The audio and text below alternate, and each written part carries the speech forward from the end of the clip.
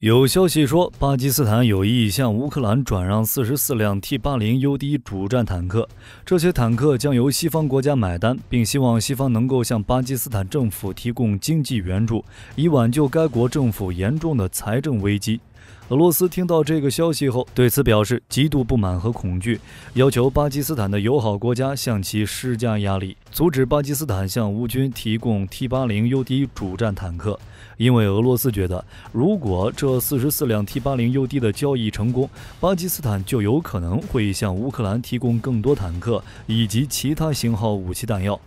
而在此期间，有些人听到这个消息后觉得很意外，巴基斯坦为什么会援助乌克兰呢？但火力军只想说，这有什么可意外的？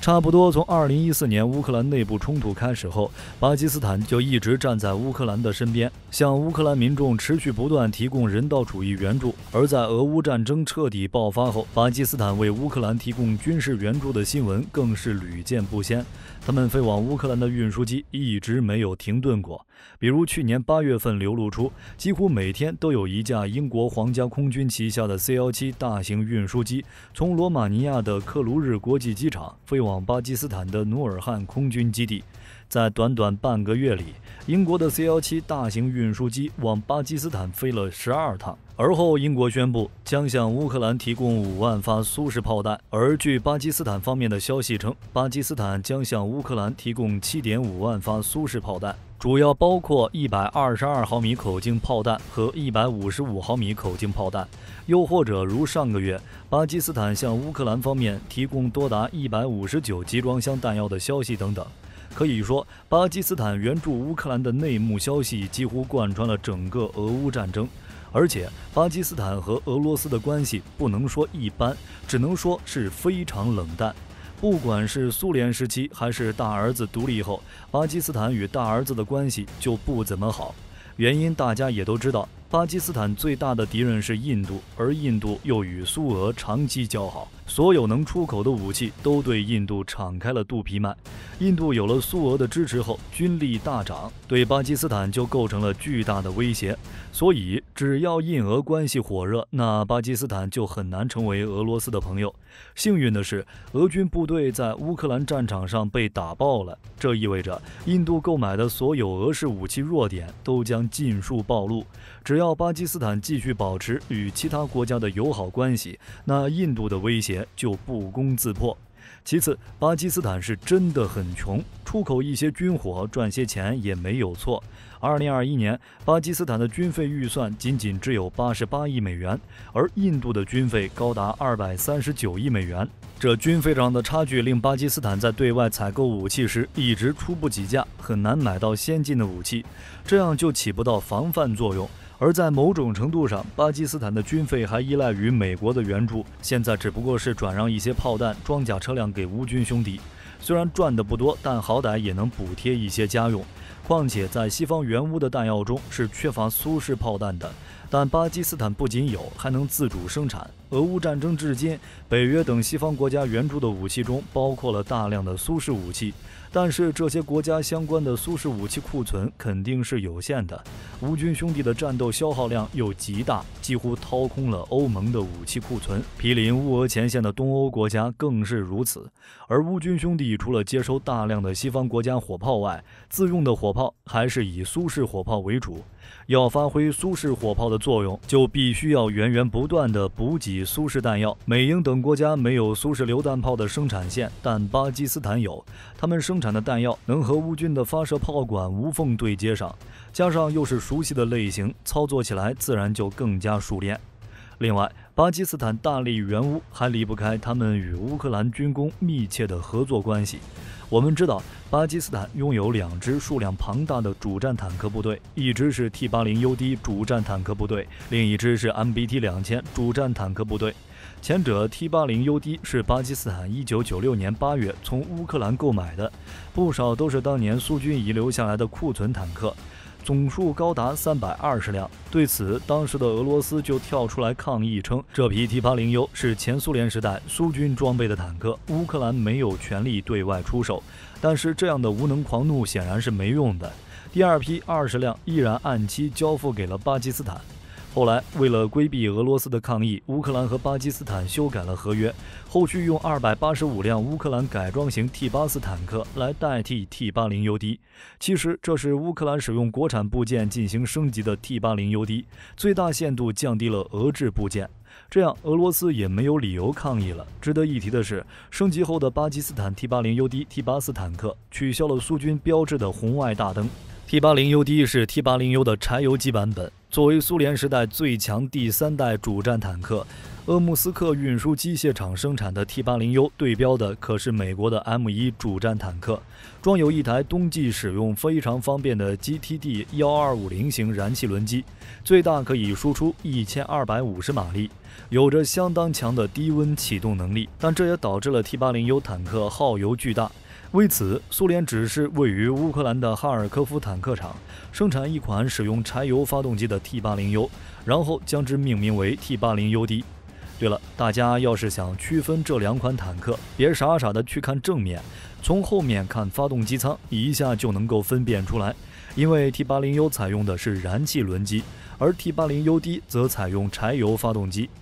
由于 T-80UD 是乌克兰哈尔科夫厂生产的，俄罗斯为了不被钳制，就迅速地退役了这种坦克，只装备鄂木斯克运输机械厂生产的 T-80UD 主战坦克。而乌克兰则在 T-80UD 基础上开始进行本国的新一代主战坦克研发，后续接连研制了 T-84、T-84M 等堡垒系列主战坦克，性能上较 T-80UD 更是有了一定的提升。不过，因为 T-80UD T-84的保有量很大，也让巴基斯坦很早之前就和乌克兰达成协议，升级了 T-80UD 坦克的瞄准距和动力，如采用乌克兰的 6TD 系发动机对 T-80UD 坦克的动力进行了升级，同时让 T-80UD 能使用更先进的弹药等。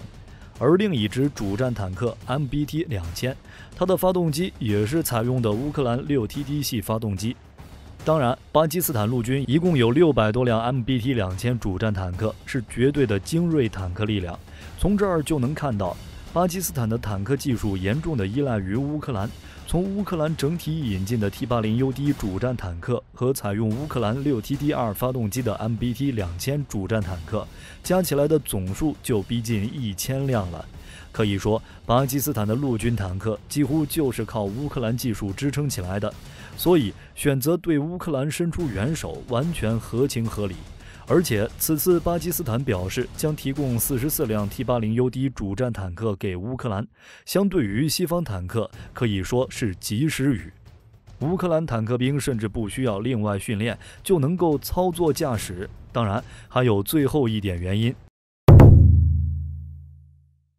啥意思呢？在此之前，俄巴刚就石油供应问题展开谈判，巴方表示已经克服美国的施压，但双方未能就30%到40%的折扣达成共识。所以火力军怀疑巴基斯坦突然军援乌克兰，似有对俄罗斯宣泄不满的意思。毕竟俄罗斯给了印度足够的折扣，巴基斯坦本来以为自己也能够获得同等待遇，结果却是俄罗斯拒绝了巴方要求。而在此之后，俄罗斯紧急提供了另一套大礼包，即为巴方提供更多的天然气供应，以求弥补。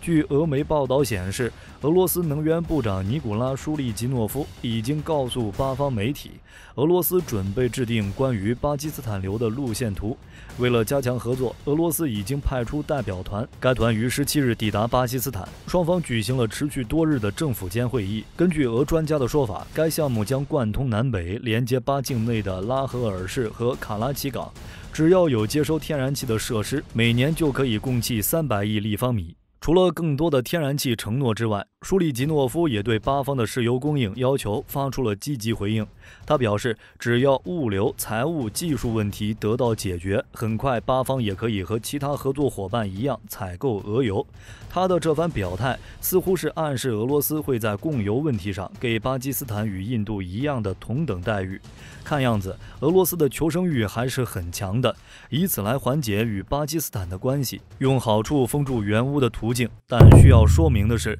截至目前，不管巴基斯坦还是乌克兰，都尚未对巴基斯坦援乌消息进行回应。换句话说，该消息尚未证实。而刚才那些关于巴基斯坦向乌克兰提供弹药的新闻、消息，以及网络上巴基斯坦制造的炮弹出现在了乌克兰的图片和视频。巴基斯坦外交部发言人蒙塔兹宣称，巴基斯坦向乌克兰提供军事援助的报道不实，巴基斯坦仅仅向其他国家出售武器弹药。虽然我们不清楚巴基斯坦政府是否清楚其出售的大量炮弹，尤其是苏式炮弹和火箭弹的最终用户是谁，也不清楚这些弹药出现在乌军兄弟的手上，又是否要求购买者负责。但我们或许可以从另一个国家的表现来看待这些问题。塞尔维亚制造的增程型122毫米冰雹火箭弹同样被发现出现在乌克兰军队手上。在俄罗斯政府要求塞尔维亚政府做出解释后，塞尔维亚先是宣称其没有向乌克兰出售弹药，随后塞尔维亚总统武契奇直接出面宣称塞尔维亚无法保证出口弹药的最终用户是谁，他可能是叙利亚、马里以及另一个正处于战争状态的国家。武契奇强调，塞尔维亚政府在出售武器弹药时遵守了所有的相关国际法，没有违反任何相关规定。塞尔维亚出售的弹药可能被再次出售，并最终出现在乌克兰或俄罗斯。塞尔维亚政府需要以某种方式养活自己的人民，经济需要增长。塞尔维亚制造的是武器，而不是高跟鞋，所以应该做什么？由此我们可以看出，现在越来越多的国家都在支持军援乌克兰，只是军援的不透明，我们只能看到很多不同国家的武器弹药出现在乌军兄弟手中，而同样的情况也出现在俄罗斯，尤其是那些与俄罗斯关系密切的国家肯定也参与了军援。当然，这些都是猜测，毕竟很多国家不会公开自己的军援情况，即便是被发现后也不会承认，也只会声称是被第三方提供的。但火力军相信，支持乌克兰的国家还是占多数的。如在俄罗斯入侵乌克兰之后，联合国成员国曾投票通过了4项特别决议，以解决与乌克兰有关的各种问题。紧急会议1要求俄罗斯从乌克兰撤军，赞成141票，反对5票，弃权35票。紧急会议2侵略乌克兰的人道主义后果，赞成140票，反对5票，弃权38票。